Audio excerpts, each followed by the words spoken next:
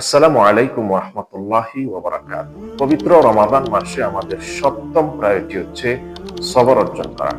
সবর শব্দটি আরবি, এর অর্থ হচ্ছে ধৈর্য অথবা সহনশীলতা। ইসলামের দৃষ্টিতে সবর বলা হয় নিজের আবেগকে সংযত রেখে সঠিক কাজটি করা, অর্থাৎ প্রত্যেকটি কাজ বাস্তবসম্মত উপায়ে এবং হালাল পন্থায় করার নাম হচ্ছে সবর। ইমাম জুনাইদ আল বাগদাদি বলেছেন, সবর হচ্ছে নিজের অন্তরকে ক্রোধ, রাগ, ক্ষোভ, হিংসা থেকে মুক্ত রাখা। ইমাম জুন্নুন মিসরি বলেছেন, প্রতিকূল পরিবেশে শিষ্টাচারিতা বজায় রেখে প্রত্যেকটি কাজ সম্পাদন করার নাম হচ্ছে সবর। ইমাম হাসান আল বাসরি বলেছেন, সবর হচ্ছে আল্লাহর নিষিদ্ধ কাজ থেকে নিজেকে সবসময় দূরে রাখা। পবিত্র কোরআনে আল্লাহ রাব্বুল আলামিন মুমিনদেরকে সবরের গুণ অর্জন করার জন্য বিশেষভাবে উপদেশ প্রদান করেছেন।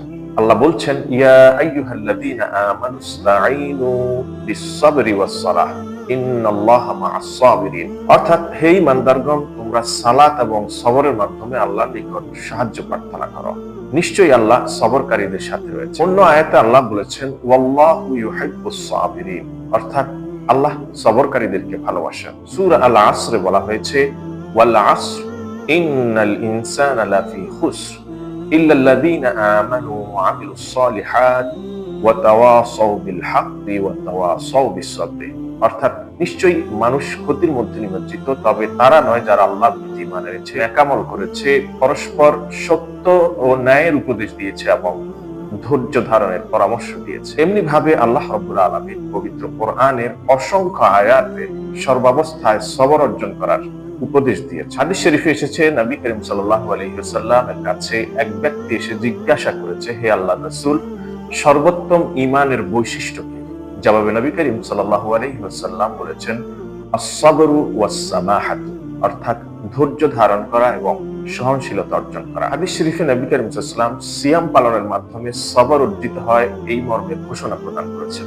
তিনি বলেছেন, সাওমু নিসফুস সাবর, অর্থাৎ সাওম হচ্ছে সবরের অর্ধেক। পবিত্র রমাদান মাসে সিয়াম পালন করা, নিয়মিত সালাত আদায় করা এবং অন্যান্য দ্বীনি কাজ শৃঙ্খলার সাথে পালন করার মধ্য দিয়ে একজন সাওম পালনকারী জীবনে সবরের গুণ বিশেষভাবে অর্জিত হয়। সময় মতো সাহরি, ইফতার, দান, সাদাকাত, জিকির, আজকার এবং কোরআন তেলাওয়াত সহ যাবতীয় ইবাদত বন্দেগীর মাধ্যমে একজন সিয়াম পালনকারীর জীবনে সবরের গুণ বিশেষভাবে প্রতিফলিত হয়। সবর সম্পর্কে আমাদের জনমনে একটি বিভ্রান্তি রয়েছে। সবর অর্থ হচ্ছে নিশ্চুপ, নির্জীব ভাবে বসে থাকা। প্রকৃত অর্থে নিশ্চুপ, নির্জীব বসে থাকা এর নাম সবর নয়, বরং সবর হচ্ছে কোন একটি কাজে প্রতিবন্ধকতা এবং বাধা বিপত্তি থাকা সত্ত্বেও ওই কাজটি সঠিকভাবে করে যাওয়া, হতাশ না হওয়া এবং আল্লাহর কাছে সবসময় সাহায্য প্রার্থনা করা। আল্লাহ রাব্বুল আলামিন আমাদেরকে পবিত্র রমাদান মাসে সিয়াম পালনের মাধ্যমে সবরের গুণ অর্জন করার তৌফিক দান করুন। আমিন। সালামুল্লাহি আলাইকুম ওয়া রাহমাতুহু ওয়া বারাকাতুহু।